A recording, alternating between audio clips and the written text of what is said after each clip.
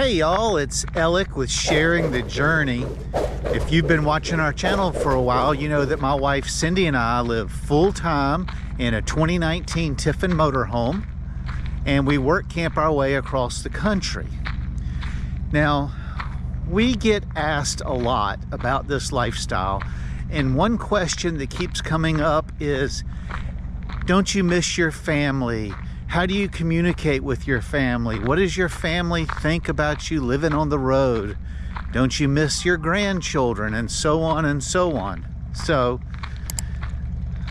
we have figured out a few ways that we're able to still enjoy our family and enjoy our full-time RV adventure. So one thing that we have found out is that living full-time in an RV is very rewarding. We love the adventure aspect, but in the beginning, staying connected with family was hard.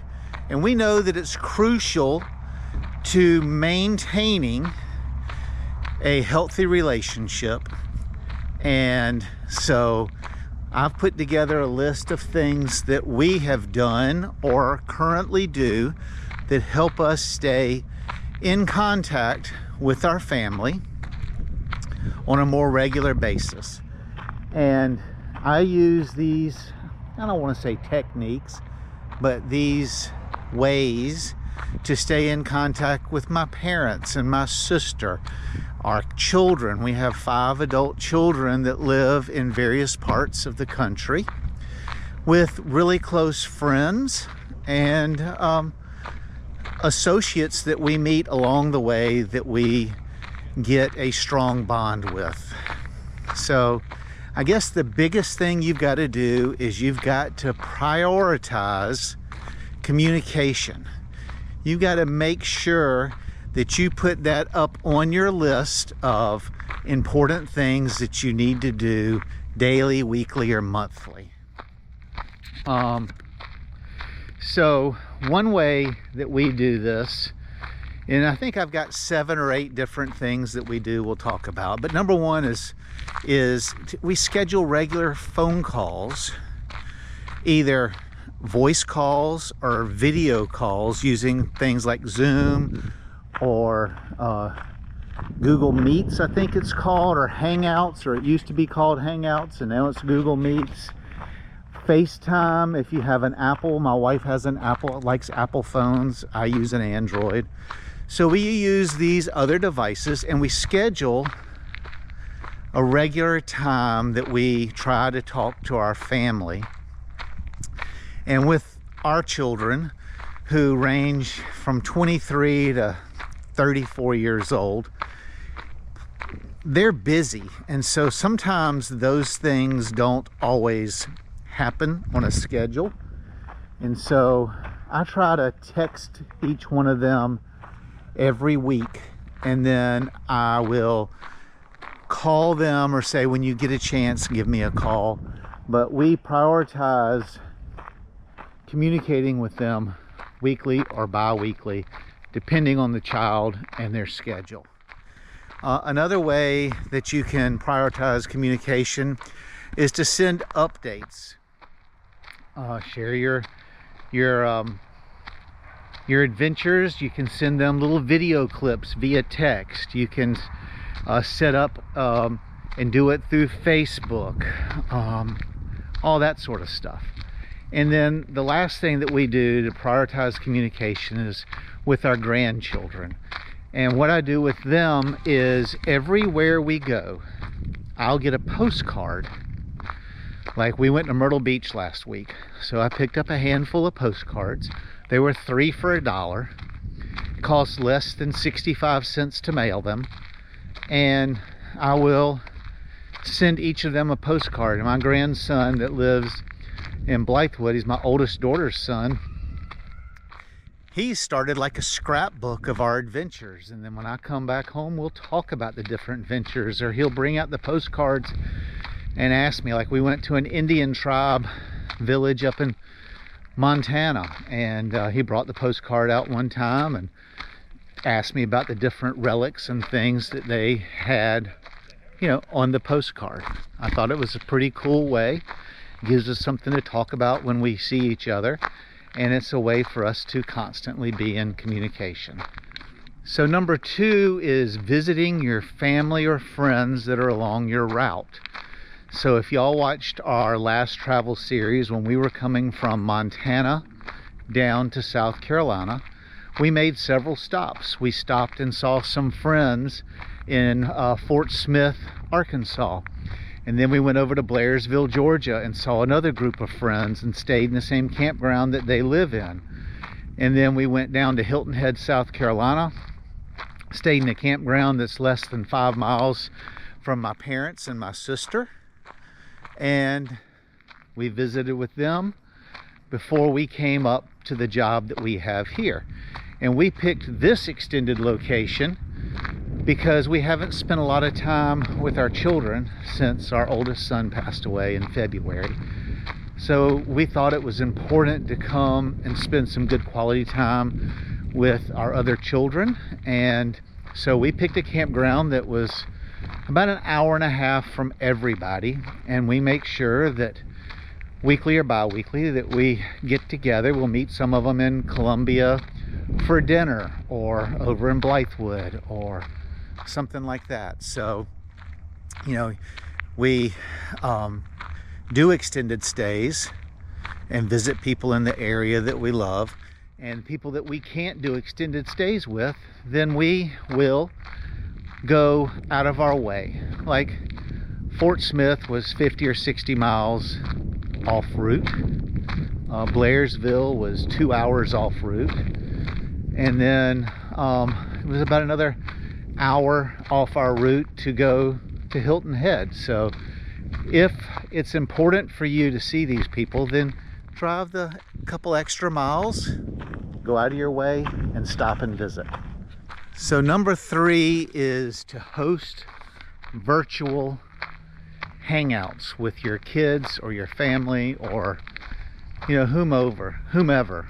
There are apps you can use like Google Hangouts, and you can even, there's some apps that you can set up like a community chat room in, and then you kind of schedule a time to go to that chat room or Google Hangouts or wherever it is.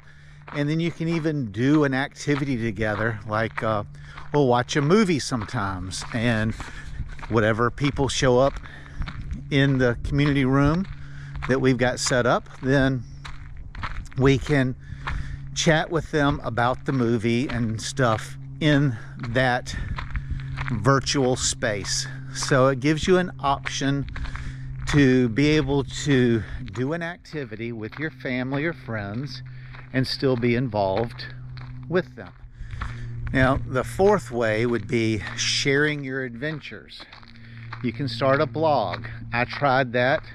I don't like to write that much, so that kind of fizzled out for me. You can start a YouTube channel. For y'all that don't know, this channel was started so that our kids could hang out with us, or not hang out, but so our kids could share the adventure with us, and then we would have something that we could talk about when we called them. Another thing is one of these sharing photo frames. So like for Christmas I got my Aunt Jan a couple years ago, and my parents a virtual picture frame, and we got ourselves one. So we use them in a little bit of different ways, and I'll link the one we have up here. It's called Share Photo. And so with my aunt and my parents, we will send through our phone, we can send photos and videos to the picture frame, and when they get home, or if they hear it just go ding, like I think my parents have theirs in their kitchen, and my mom will walk by and it'll go ding, and there's a new picture of us hiking Pinnacles National Park, or on a boat on Flathead Lake in Montana. And so it's a cool way to give your friends or your family an instant update, for them to share your adventure and for them to enjoy your adventure. Then the other way is we have one in our camper. We have 5 grandchildren, and our children can send pictures of DJ's baseball game or them going to the fair or something, and we come home and we get new pictures from our family. Number 5 is invite your family to join you. 3 years ago, we were in Polson, Montana on Flathead Lake Indian Reservation. And we invited our youngest daughter to fly up from South Carolina and spend the week with us. We went to the Indian Rodeo. We went to Glacier National Park. We went to the Flathead Dam. We went down to the National Bison Range. Lots of stuff we did. We took her hiking and she enjoyed it. When we were in Texas, the same daughter came and visited us when we were on Lake Buchanan in Burnett, Texas. Her and her boyfriend came down. We went striper fishing and we went hiking and we went out to eat. And when we were down in Yamasee, my 2 aunts, they drove over and spent 2 or 3 nights with us in the motorhome. And we got to go down to Beaufort and Hilton Head and all kinds of places. We've had my son, my youngest son came with his wife, and we rented them a cabin at the campground we were at. I believe that was also in Yamasee. And they came and spent the weekend with us and stayed in the cabin at the campground in case they don't want to stay with you. Most campgrounds have some sort of rental, and they can do that. My parents are talking about next time we go to Blairsville, Georgia, they want to go do the Blue Ridge Parkway with us, and we were able to find a Holiday Inn that is just a few miles from the campground. They can do that. They can stay in one of the tiny homes if there's any available at the campground. So there's lots of ways that your family can come and stay with you and enjoy your lifestyle with you for a limited time. Number 6, stay connected technologically. What do I mean by that? Well, it means having access to the internet. A lot of these things that we've talked about today require a good internet connection. So we use a MoFi, and we have a SIM card from Verizon that we took out of our tablet. It's an older plan. We have unlimited internet on it, and we upload all our YouTube videos. We stream TV. We share pictures and videos and all that sort of stuff with family. What's gotten real popular right now is satellite internet through Starlink, I believe, is the most popular one. Some campgrounds have Wi-Fi. We have pretty good Wi-Fi here at this campground, and as long as it's not during the peak TV watching time, we can stream on that if we want to. But it's definitely good enough to communicate with your family, to send short videos, to update your chat room or whatever. But being able to get online is a very important part of staying in contact with your family. Number 7 would be attending family events. So a couple years ago, my youngest son Spencer, he and Lily got married, and we made it a priority to come home. And so we were home for like 3 weeks. We stayed in a local campground. We were able to attend all the functions. We were able to help out with the wedding and all that sort of stuff. If you've got an important event, like my 60th birthday is coming up in 2 months, you know, that's an important milestone. We want to be able to do something with the kids. So if we wouldn't have been here, we would have made it a point to come back home so we could share that important milestone with our children. For the holidays, we have friends, like we have some friends that are coming to work with us at this park.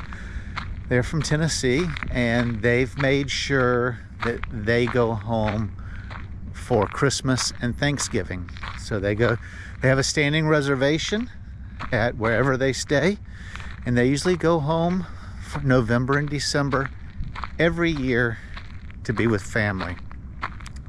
Then the last thing, which is, I find it really fun, is number 8 is establish traditions. Like, my grandchildren know that whenever we go somewhere, they're going to get a postcard. They're going to get a part of the adventure. We've got some friends that every time they go somewhere, they buy their son-in-law a shot glass from one of the attractions along the way. Now, me personally, I wouldn't want 30-something shot glasses, but that's what they do. I have another friend, they buy a t-shirt. She quilts, and so she buys a t-shirt from all the national parks, and she is making a quilt, cutting out the different, like this says Yellowstone National Park. So she would cut that out of the t-shirt, and she's making a quilt, and she's trying to do every national park. What is there, 64 of them? I forget now. But so that's what she's doing. And then she also makes quilts. Like, if she's got a daughter that absolutely loves Glacier. Well, they worked in Glacier for 2 years. And so she bought different little items, be it a bandana or a t-shirt or something that has the national park logo or symbol on it, and she's assembling that into a throw for her daughter to have on their sofa. So there's 1,000 little souvenir type things that you can do with your family. But that's just, I'm back at the camper. There's Tiffy right there.